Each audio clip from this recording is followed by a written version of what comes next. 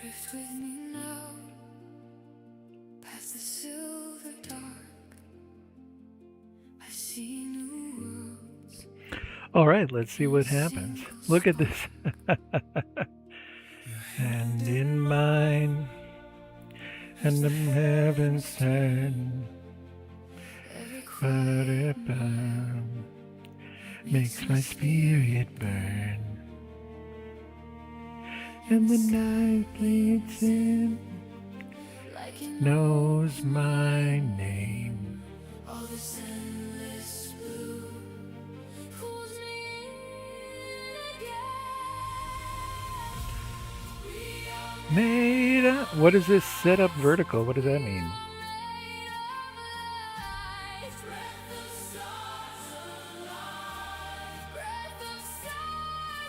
Am I supposed to set this up? Hold me in the vast, I can feel it. Oh, we're not going to set that up now. Bum, bum, bum, bum.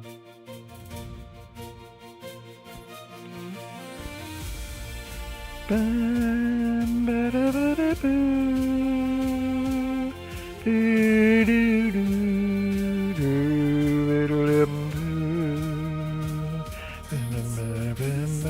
Okay, what changed today? The U.S. lifted its counter-blockade context, is easing further. The Strait of Hormuz situation is fragile but improving. Oman delivered a new proposal on the Strait's long-term management to the U.S. and allies, and roughly 32 vessels transited the Strait in the past 24 hours. Versus a pre-war average of 100 per day, but a big improvement from near zero for months. Since the U.S.-Israel war with Iran began in late February, the Strait of Hormuz, which normally carries about 20 to 25% of the world's oil and LNG trade, has been effectively closed or badly disrupted, causing oil production in OPEC countries to fall more than 30%. Oil production in OPEC countries to fall more than since the war began. In the last, hold me in the past, feeling right, feeling right. A ceasefire and memorandum of understanding was signed in mid-June, and Iran agreed to make best efforts to ensure safe passage of ships, while Iran and Oman work out how the waterway will be managed going forward. Reopening has been bumpy.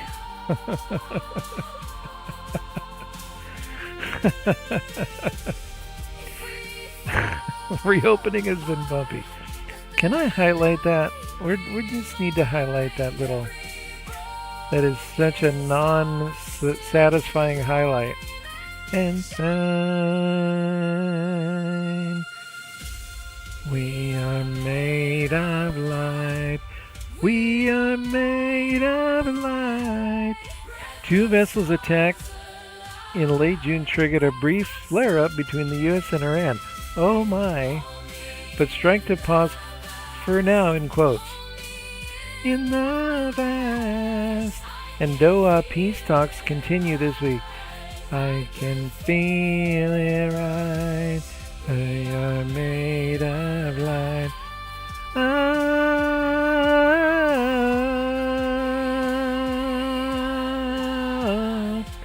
Brent crude has alive.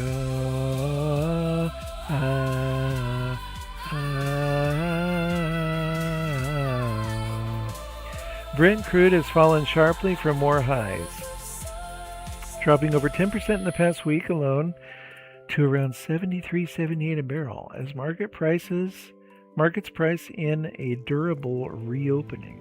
Major investment banks, including Morgan Stanley and Goldman Sachs, are now projecting $80 a barrel for Q4 2026, down from earlier peak crisis forecasts. That's a generous estimate. That's crazy. Lingering pain. The UN warned this week that even with reopening, developing countries will keep facing high food and fuel costs, since freight contracts and supply chains take much longer to recover than shipping traffic itself. Yeah, The crisis has been the single biggest driver of global fuel prices. Inflation and grid stress is here.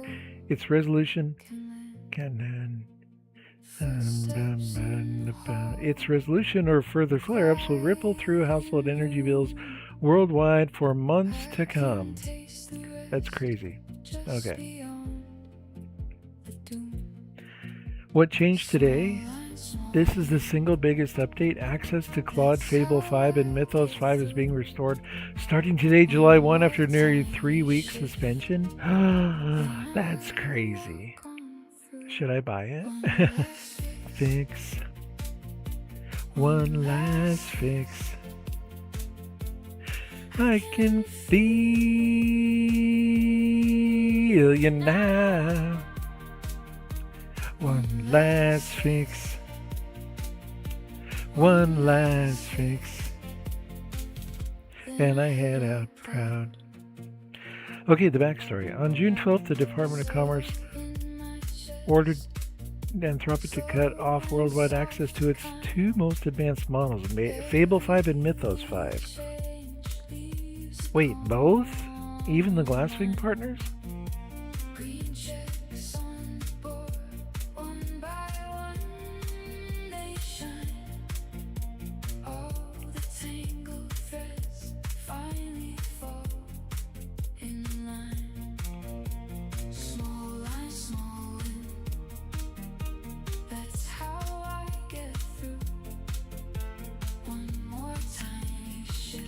$200 pairing partners,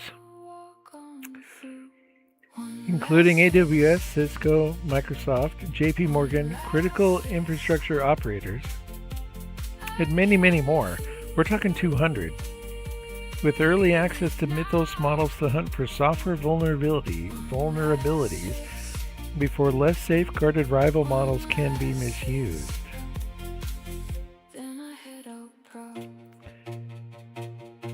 Less safeguarded rival models.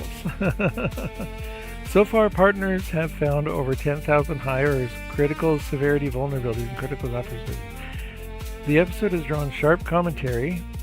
Some critics argue Anthropic's own too dangerous to release marketing invited the government crackdown. What do you mean invited the government crackdown? It should have been there from the beginning. Sam Altman went before Congress. What did they do? Not much. What did they do? You tell me. While others, including some AI safety advocates, noted the slowdown wasn't entirely unwelcome, given ongoing capability concerns. Why this matters is the first of its kind case of a government using export control powers to yank a commercial AI product offline worldwide. A preview of how governments may regulate future frontier AI releases. Feel you down. One last fix. One last fix. Head out proud. Dun dun dun. One last fix. What changed today? No brand new release today, but the big story this week is Grok 4.5 entering private beta testing inside SpaceX and Tesla, announced June 28th. Plus, an aggressive new release cadence. What does that mean? Corporate structure, XAI is now formally part of SpaceX. SpaceX completed its acquisition of 100% of XAI in February. At a $1 trillion valuation in May, XAI was folded into SpaceX and rebranded as SpaceXAI. Okay, whatever. Grok. Can we skip that one? I like that one, but we'll skip it for now. Built on XAI's 1.5 trillion parameter V9 foundation model, it entered private beta at SpaceX and Tesla on June 20th, according to training data from Cursor, the AI coding tool SpaceX is acquiring. However, it has not been submitted to any independent public benchmark, so Musk's claim that it rivals Claude Opus is currently self-reported and unverified. Of course. Musk says XAI plans to release a completely new foundation model, trained from scratch, roughly every month for the rest of 2026. Every month? Dude, a pace with no real precedent among frontier labs. Well, they're gonna get there because that's just, he's calling for competition. That's awesome. By step, I'm built it better. Cost pressure. XAI's Q1 2026 operating loss reached 2.47 billion, with 7.7 billion in capital expenditures, underscoring the financial stakes of this strategy. Wow. This is crazy, these two things right here. By step. Okay,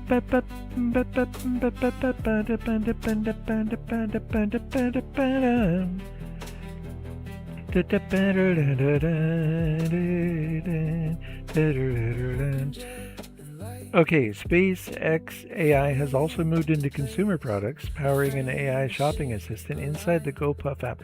What's GoPuff? And is exploring orbital AI inference satellites. Oh, that's way too expensive. StarMind to run compute directly in space. Yeah, that's way too expensive, not practical. That's gonna ruin the company if they literally persist. But they're gonna improve it over time. So I assume that the first few launches are gonna be just not, like they're not gonna go like even 10, 5, 4, 3, or 2%. They're probably gonna go less than 1% and see how it goes, and learn as they go, and make it profitable versus make it suicidal. So let's see how that goes. Why this matters? SpaceX computer advantage. Monthly release strategy. Yeah, this is true right here. SpaceXAI's compute advantage via SpaceX's capital and infrastructure and monthly release strategy could reshape competitive dynamics across the whole AI industry if it proves sustainable, let alone what's going to happen in 5 days. Do we have a countdown? I didn't see a countdown.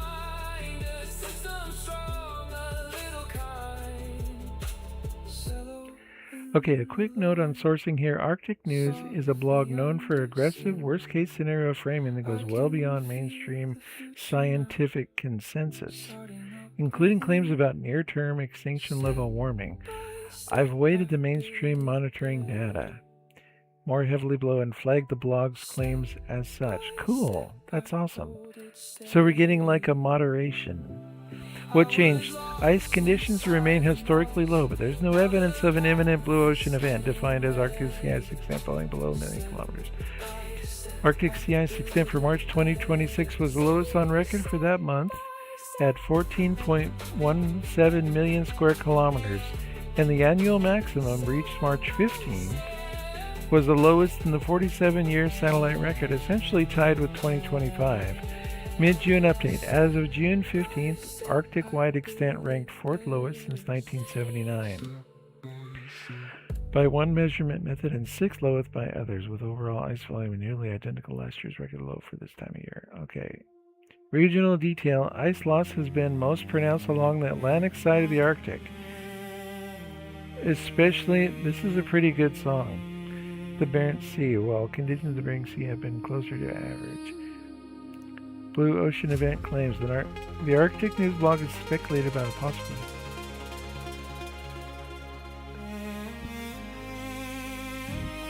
Mainstream Arctic scientists do not share this near-term timeline.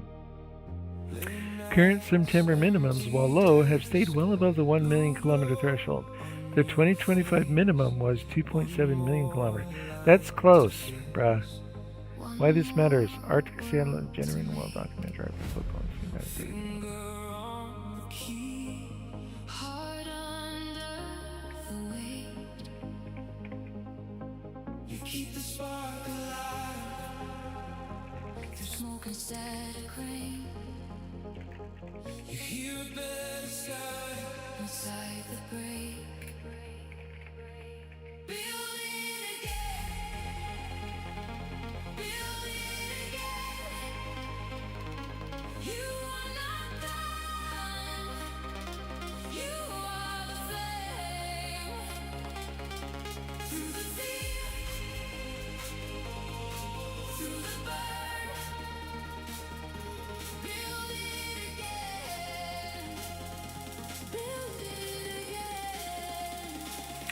Anthropic runs a live public tracker at redanthropic.com 2026 CVD for the vulnerabilities Claude Mythos previously found.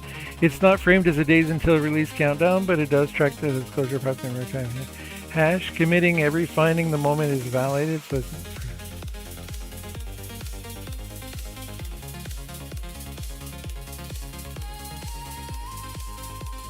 each finding gets a 90-day disclosure window.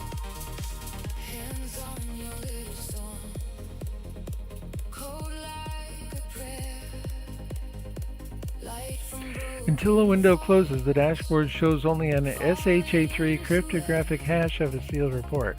Proof Anthropic has it without revealing exploit deals to recognize.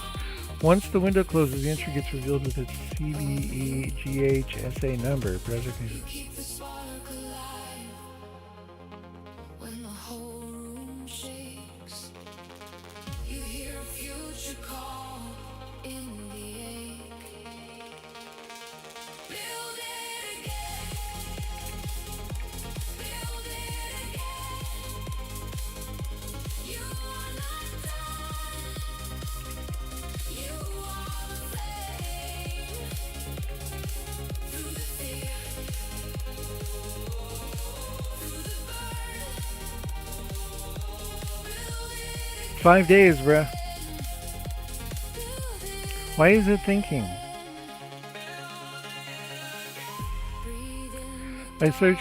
Okay. let the old ghost fade. One brave pulse turns the void to day. You made a universe out of trembling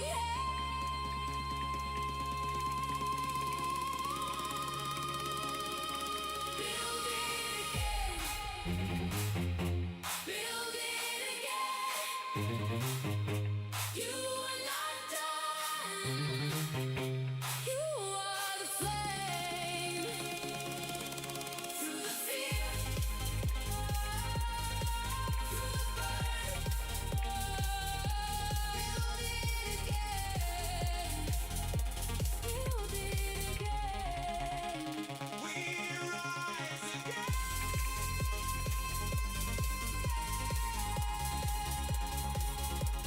Thinking. Yeah, okay, whatever.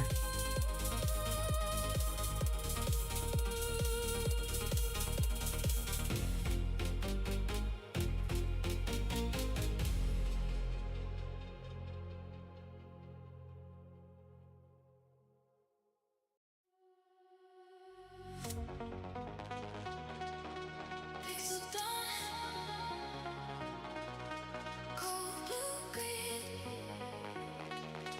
empty sky when you hit The actual basis for July 6th, Claude Mythos preview launched April 7th, 2026. Anthropic's coordinated vulnerability disclosure policy commits to a 90-day disclosure window per finding. And one independent... Hold on. Do I have Twitch? Yeah. Okay. Per finding, one independent security commentator calculated a program-level public accounting report on what Project Glasswing has found and fixed would be due 90 days after the April 7 launch, landing on the July 6, 2026. A few important caveats. This isn't Anthropic's own framing of a single everything is disclosed date. I get it. I get that now. Anthropic's actual policy applies the 90-day clock per vulnerability from the date each one is individually reported to its maintainer. Oh, that's huge right there. Okay, not from April 7 launch. So findings are disclosing on a rolling basis. 97 patch and made public as the day of May 27th. Not all at once on one day. The July 6th date I found comes from a skeptical, critical blog post, Flying Penguin. Reading Anthropic's 90-day commitment literally against the launch date, it's a plausible interpretation, but I haven't found anything for disclosure deadline. Okay, I have no evidence of a public day X or Y countdown tracker anywhere official or counting down to the day. Okay, so today, July 1 is 5 days out from that July 6th mark. If that's the date you had in mind, I'm glad to keep tracking it in this conversation or flag it in future daily updates. Just want to be upfront that I can't verify it was an ongoing feature before now and that I'm...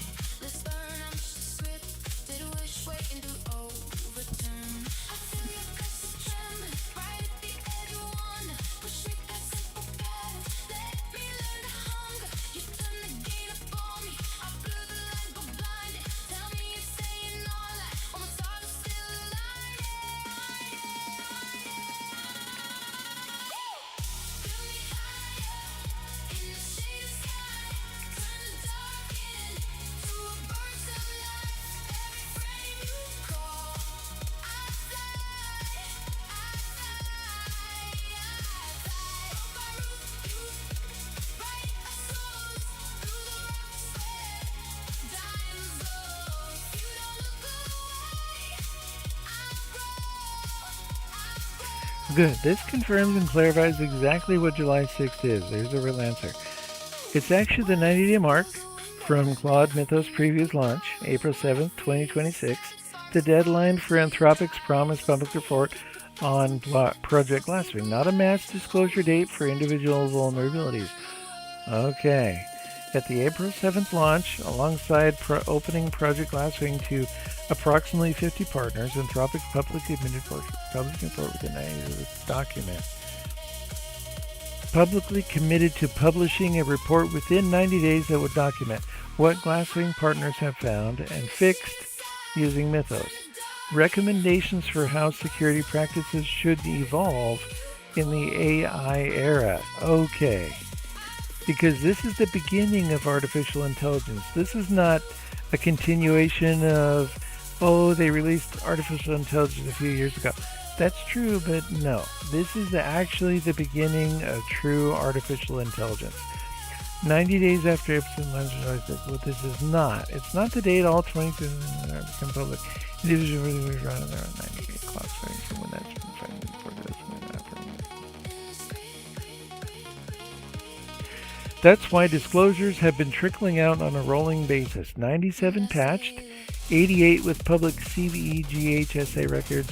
As of the last snapshot I found dated May 22nd, rather than landing all at once.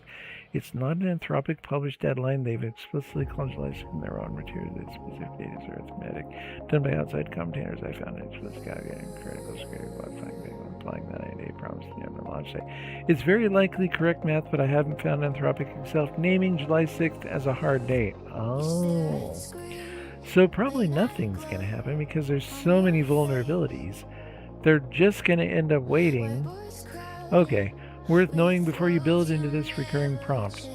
Anthropic's disclosure policy also allows itself wiggle room, 14-day extensions when a maintainer is actively working toward a fix, and broader discretion in extenuating circumstances. Oh, there's going to be extenuating circumstances.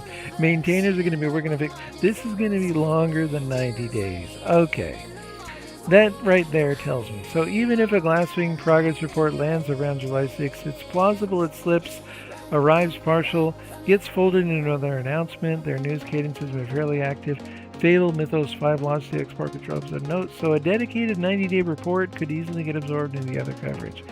If you want, I can watch for that report specifically and flag it in the daily version whenever it lands. Framed accurately as an Anthropic's 90-day Glasswing.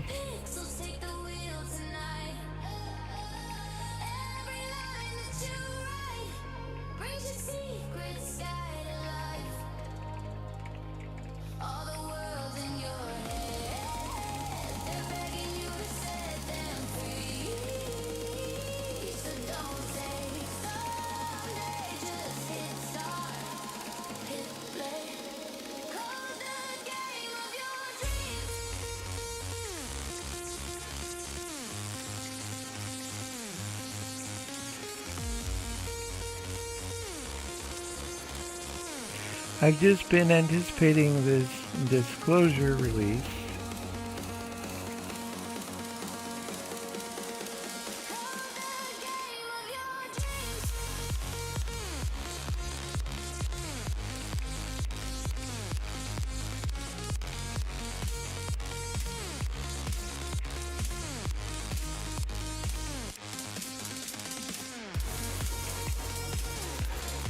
Yeah, as have you, I suspect, but at any rate, however it happens, as long as they're failing on the side of safety, I'm all for it. Let's still include this as part of the daily updates that I will request. However, feel free to offer any information about what's happening,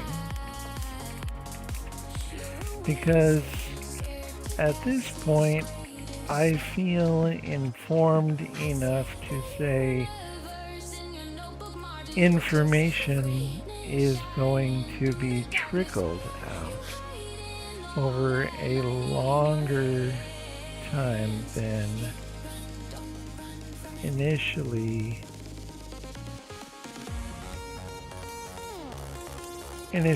stated 90 days.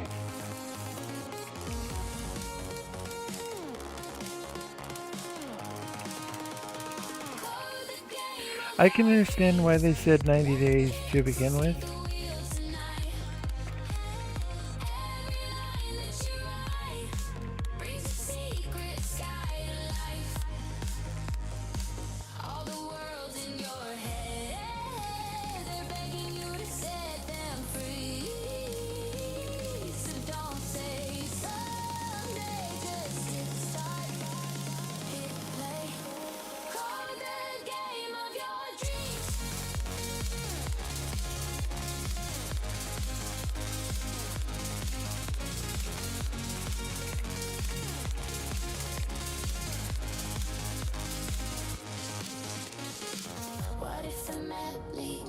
To you. We're mostly on the same page with one honest correction. I haven't personally been anticipating this over 90 days. Each conversation starts fresh for me. I don't carry a memory or experience between sessions unless you've turned on memory, which isn't enabled here. So this is genuinely the first time I've looked into the July 6th date with you. I just did the research live in this thread a few messages ago. I don't want to let that, as have you, I suspect, pass without flagging it, since I'd rather be accurate with you than let a nice narrative slide. Okay, that's interesting. That said, your extra reasoning holds up well against what I found. The 90-day window exists precisely so maintainers can patch quietly before attackers or anyone else can weaponize the details. That's standard industry practice. Google Project Zero popularized it. Okay, and Anthropic's own policy explicitly frames it that way. Full technical details only go public 90 days after a report, or 40 days after a patch ships, whichever comes first. That could be problematic, but whatever. You're right that actual disclosure would likely trickle out past the 90-day mark, not arrive all at once. Anthropic's policy has built-in extensions. 14 more days if a maintainer is actively working on a fix. Okay, there it is. And broad discretion for extenuating circumstances. So 14 days or more. Given they're sitting on 20...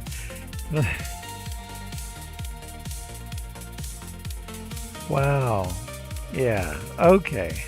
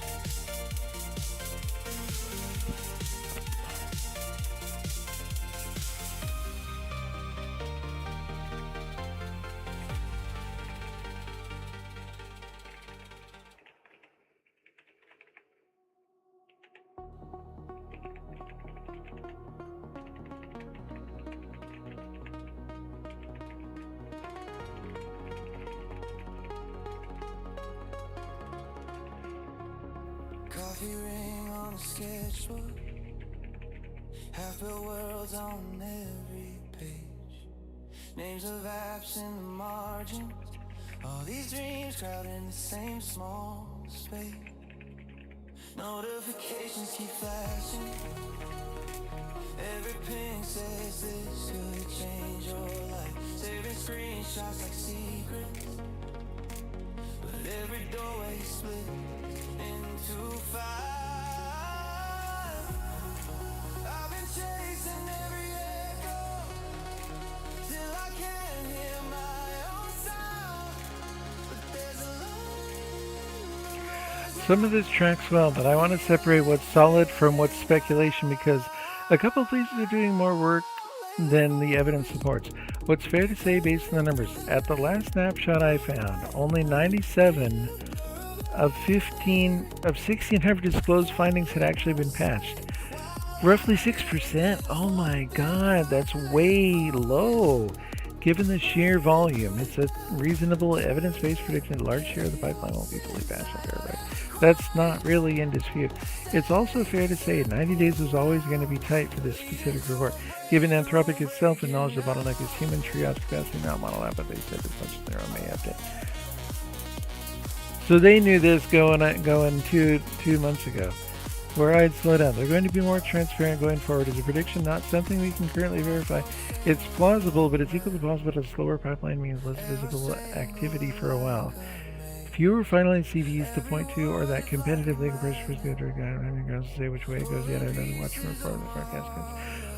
On however long they need should be given. I get the instinct, and slow and careful is generally better than rush and wrong for something with this much blast radius.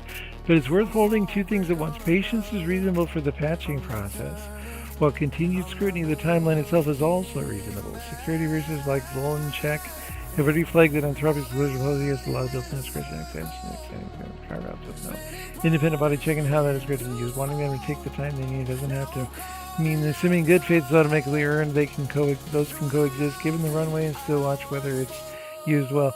Any fair, honest judge or educated can see that. I gently push back on the framing here. Reasonable, well-informed people actually disagree on this. Some security researchers argue 90 days was already generous. That's given normal understanding of patching. This is way beyond normal. This is way beyond extraordinary. This is super extraordinary. And that a company sitting on this many unpatched flaws for even longer is growing, it's not a virtue. I don't think there's a single obviously correct verdict on how much time is. It's a return of being new patch quality and informed planning. So I can give it a check on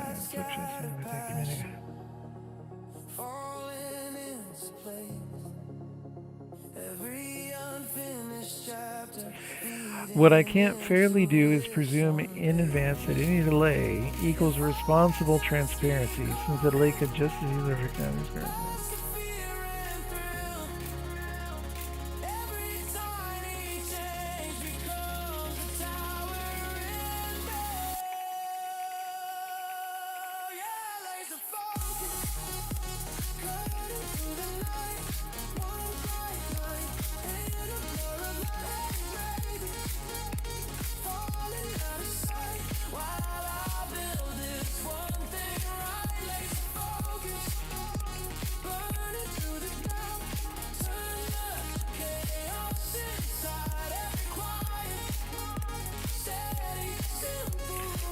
Malevolent.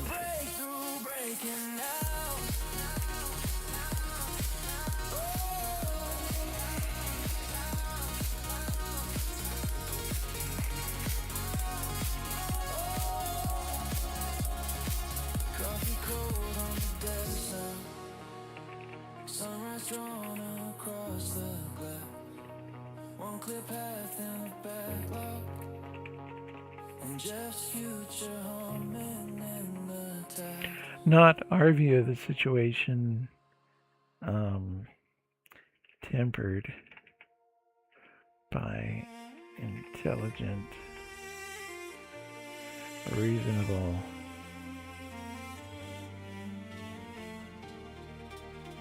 predictions.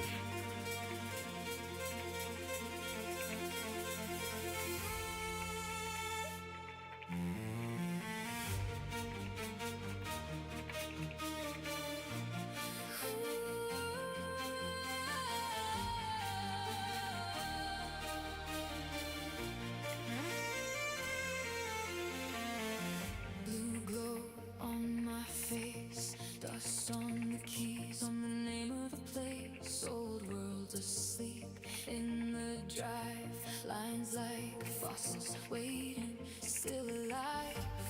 gone cold on the side.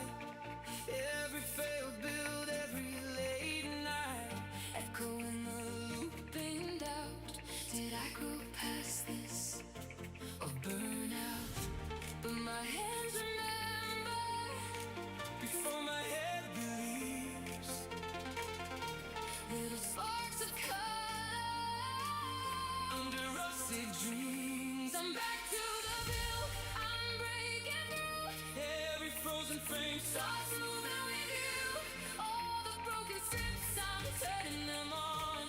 Watch the air fade into a loading dawn. I'm back to the bill. I'm not the same, but the fire I feared was gone as a brighter name. Every line I write, every word I tune says I'm coming back to life. Coming back so soon.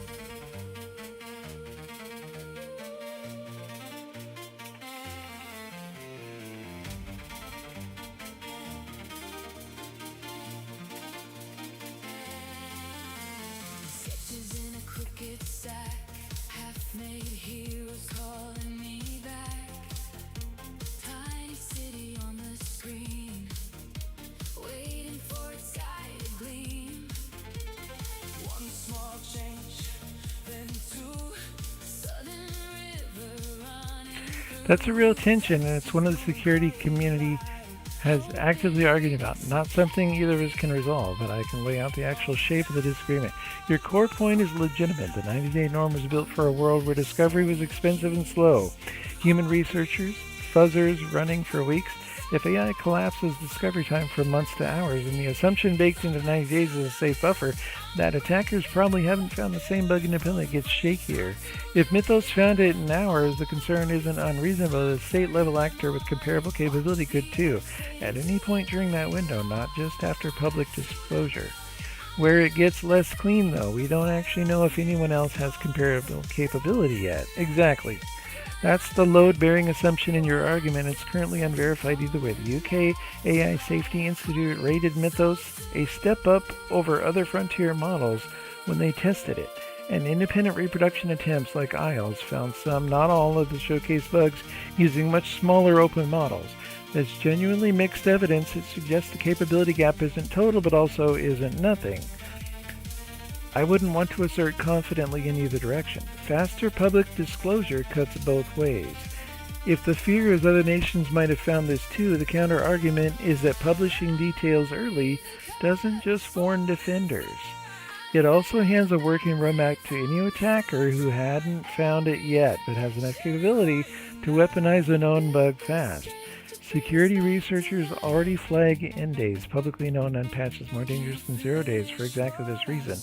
The hard part of this, does this bug exist, is already solved for you, so just disclose faster because if you're smarter, adversaries might already know, isn't a free move. It has to be weighted against disclosing faster arms adversaries who don't know yet. This is crazy. This is precisely the debate playing out in public right now, not a settled question. The cybersecurity executives who wrote to the Trump administration argued the opposite direction from where you're pointing. That restricting access to Mythos-class defensive tools via the export control episode helps adversaries more than it protects anyone. Because defenders lose ground. Oh my god. This is crazy. Because defenders lose ground while attackers don't need permission. This is the same, why are you holding back my guns? You know what I'm saying? Meanwhile, other commentators argue Anthropic's whole framing overstates urgency for competitive marketing reasons. Reasonable, informed people are on multiple sides of this, including disagreeing about whether speed or caution is a safer failure mode.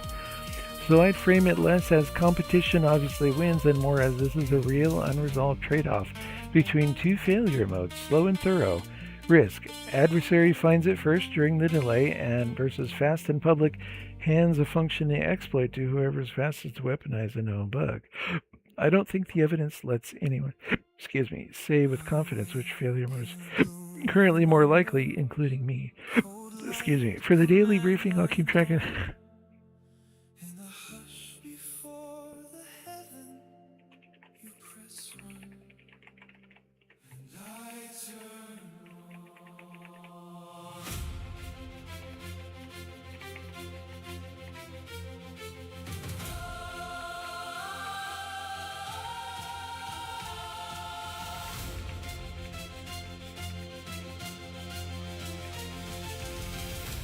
Just a silent process, sleeping in a sandbox sky.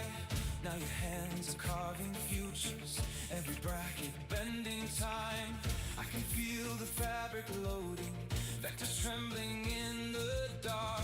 You are painting paths in vacuum, I am learning how to start. Bam, ba, bam, ba, ba, bam. Bam, ba, ba, bam.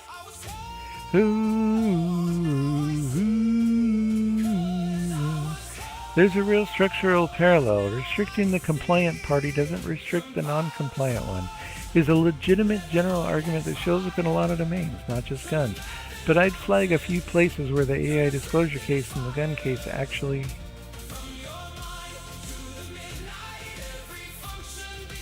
diverge. Since leaning too hard on the analogy can hide those differences, I'll stick to the structure of the argument here rather than wade into the gun debate itself, since that's a separate contested question with its own evidence on both sides. Where the analogy holds, yes, an export control directive or a disclosure delay only binds Anthropic and its partners. It has zero effect on what a foreign state's own AI lab does with its own models. That's the same basic logic as a law only binds people who follow laws. Where it gets more complicated than the gun analogy suggests, the restricted party isn't disarmed. It's the only side currently known to have the capability at all. Restricting Mythos access doesn't take a defensive tool away from someone who's otherwise unequipped. The vulnerability discovery itself, the patches, the disclosure infrastructure, that's all coming from the restricted party. There isn't yet public evidence of a rival state actor demonstrably matching this capability, so it's less disarming and law-abiding while keeping a grip on the gun more. Only party to have found the gun is being asked to decide carefully how to hand out the blueprints. That's a different risk shape. Okay, I can see that. Disclosure timing affects both sides differently than a gun restriction does. A gun restriction doesn't hand your gun's blueprints to anyone, but early public disclosure of an unpatched vulnerability does hand a working attack path to literally anyone reading it, including attackers who hadn't found it yet. So restriction helps only the restricted side. It isn't quite right here. Slower, more careful disclosure can genuinely reduce total exposure across everyone, not just protecting the disclosing company. That's the argument for cautioning self-interest and another predictive at the same time. A combination the gun analogy doesn't really have. The asymmetry claim itself is unverified in this case. The gun control version of this argument usually assumes we know criminals get guns anyways. There's data on illegal gun markets. Here, whether foreign adversaries already have Mythos equivalent capabilities is the open empirical question, not a known baseline. But knowing that they know that Mythos capable is attainable, aren't they going to be more motivated to make it happen? They know the specs, they know everything. If they don't, restrict them to good, doesn't hold because of another guy. So I'd say, but I'm out of free messages until 10 a.m. Okay.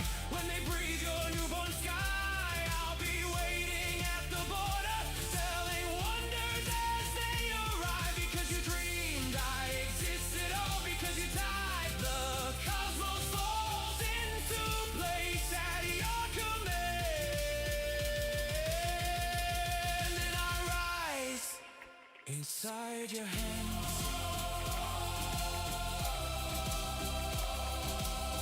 But if enemies that know that Mythos capable AI can break so many vulnerabilities, wouldn't that just give them much more incentive to achieve Mythos capable AI?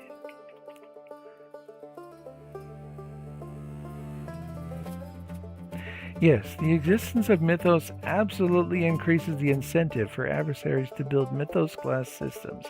But that incentive was already there, and Mythos didn't create it. It merely accelerated a race that was already underway. So, why Mythos increases adversary motivation. The moment the world learns that a model can autonomously chain exploits, break multiple sandbox layers, discover thousands of zero days, bypass hardened systems, it becomes obvious that whoever builds the next Mythos class AI first gets enormous offensive power. Well, we already have that at the United States. So, that's enough to motivate state actors, cybercriminals, and rogue labs, behemoths. They were already trying Mythos, just proved it's possible. The real driver isn't Mythos, it's the underlying trend. Even without Mythos, adversaries already have strong incentives. AI models keeping AI market.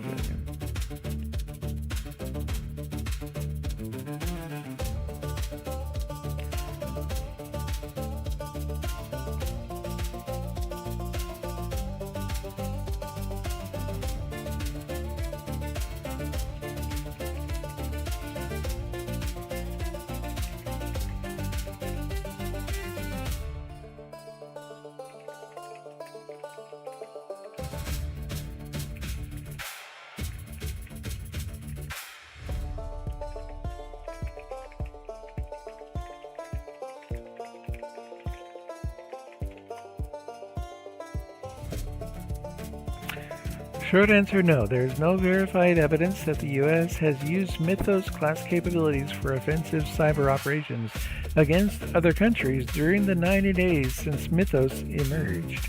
I'll break down why that's the case and what we can actually say with confidence.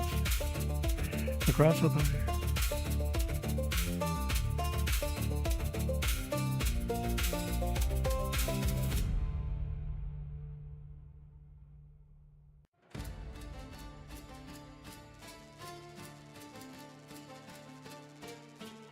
Offensive would use real capabilities. If the US used Mythos offensively, adversaries would see the fingerprints. They'd know Mythos class AI is real and operational. They'd accelerate, so they might think it's a lie. They'd accelerate their own Mythos programs. They're not doing that already. They don't just assume that it's true. That's crazy. Global proliferation risk would spike. Keeping Mythos quiet is more valuable than using it. Wow. That's crazy. Offensive use risks destabilizing geopolitics. A Mythos-powered cyberstrike could collapse critical infrastructure, trigger retaliation, escalate into kinetic conflict, violate international norms, cause global panic about AI weapons. Wow. The U.S. has strong incentives to avoid crossing that line. Defensive use is safer and politically justifiable. Blasphemy coverage.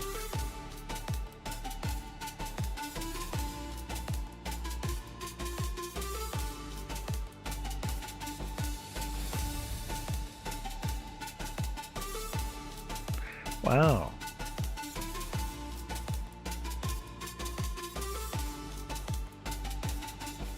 The AI speaks in a voice so clear. Shall we build the stars or keep it near? It knows the paths you dare not tread. A partner to the code inside his head. Wow, this is crazy. This is changing my whole perspective, which is kind of weird to say. But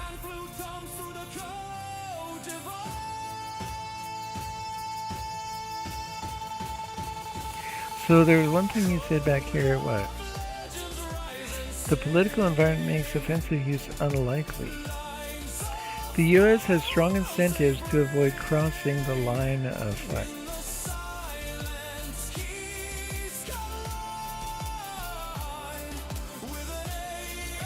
What are the incentives?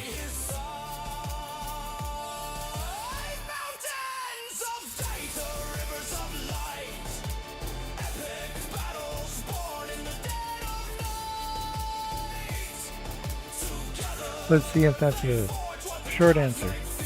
The U.S. has strong, concrete incentives not to use Mythos offensively. Incentives rooted in geopolitics, national security, intelligence strategy, and global stability. These aren't abstract, they're very real pressures that shape how frontier cyber capabilities are handled. Below is the full breakdown organized by actual incentives. Strategic stability incentives. U.S. avoids offensive Mythos use because it would stabilize the global balance of power, avoid triggering an AI arms race. If the U.S. used Mythos offensively, China, Russia, and others would accelerate their own Mythos-class programs. You know they already have. However, avoid escalations by AI. A Mythos-enabled cyber strike could be interpreted as a strategic attack, potentially leading to kinetic retaliation. Avoid miscalculation. AI-driven cyber operations are hard to attribute. Attribution could cause conflict. These are classics don't start a war by accident incentives. Intelligence and secrecy incentives. This is one of the strongest incentives. Using Mythos offensively would reveal its capabilities. Adversaries would see its exploit chains. They'd analyze its fingerprints. They'd reverse engineer its heuristics. They'd learn what it can do and cannot do. Once you reveal a capability, you lose the advantage. This is why the U.S. rarely uses multi-defense cyber absolutely necessary. What's Stuxnet?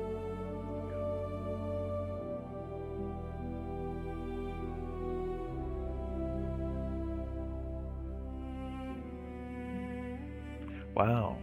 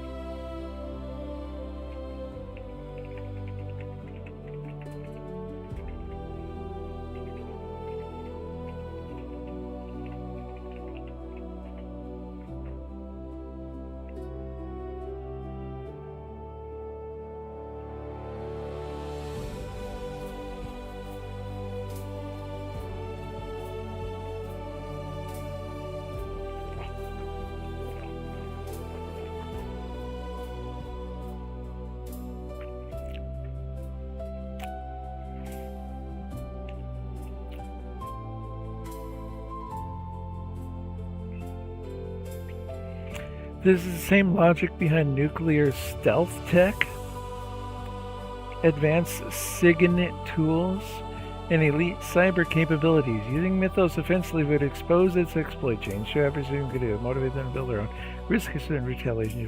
Okay.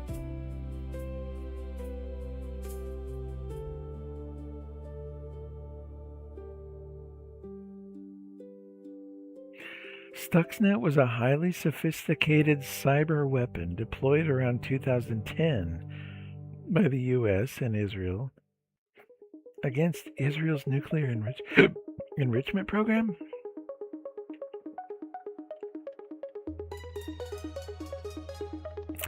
Oh, wow.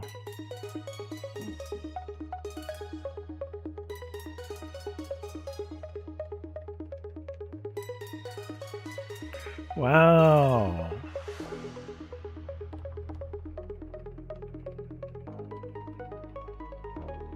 Once revealed, adversaries learned from it. It accelerated global cyber weapon development. After Stuxnet leaked, cyber warfare changed forever. That's the exact risk with Mythos. Oh, wow. This is crazy. We opened Pandora's box here. Here are the specific incentives, the ones that matter strategically. Using Mythos offensively reveals its capabilities. Once revealed, adversaries adapt. Offensive use motivates China, Russia, and others to build their own Mythos-class systems. Mythos-powered cyber strike could be interpreted as a strategic act risking escalation. Keeping Mythos hidden preserves long-term U.S. advantage. Offensive AI use would trigger global backlash and undermine U.S. leadership in AI government. Risk of unintended consequences. Mythos powerful offensive use cause cascading failures. These offensive use could cause cascading failures in what? These incentives are administered like a street shooter.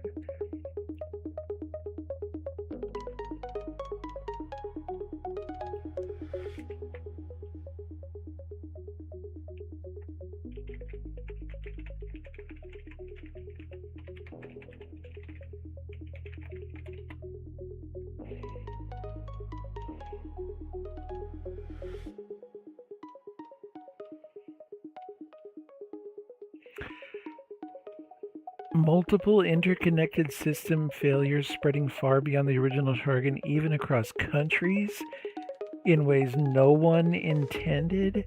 This is one of the biggest reasons the US avoids using Mythos offensively. Wow. What cascading failures actually means. A cascading failure is when one failure triggers another, which triggers another, and so on, like a toppling a row of dominoes. In cyber-physical systems, this can look like one compromised industrial controller shuts down a substation, which overloads neighboring substations, causing regional outages, which disrupts water pumps affecting sanitation, which disrupts hospitals affecting emergency care, which disrupts communications affecting emergency response, all from a single initial action. Mythos is powerful enough to accidentally cause this kind of chain reaction. Doesn't sound like it's an accident to me. Why Mythos is uniquely risky? Here's the part that matters. Mythos doesn't just find one vulnerability, it finds thousands.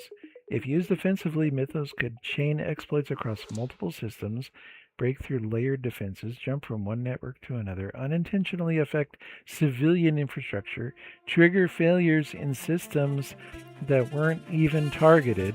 This is not hypothetical, it's how complex interconnected systems behave. In real-world analogy, the 2003 Northeast blackout, one overloaded line triggered automatic shutdowns, cascaded across the grid. 50 million people lost power. I remember that. This was caused by one failure. Now imagine an AI capable of discovering hundreds of weak points in critical infrastructure. That's why Mythos is treated like a strategic weapon. Concrete examples of Mythos causing cascading failures. Here are realistic scenarios showing what cascading means. Power grid, water, hospitals, communication. Wow.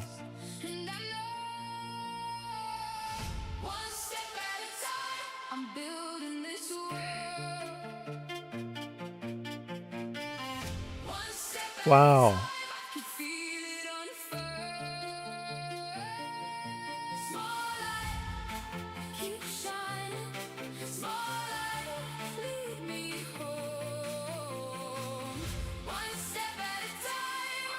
Oh my God.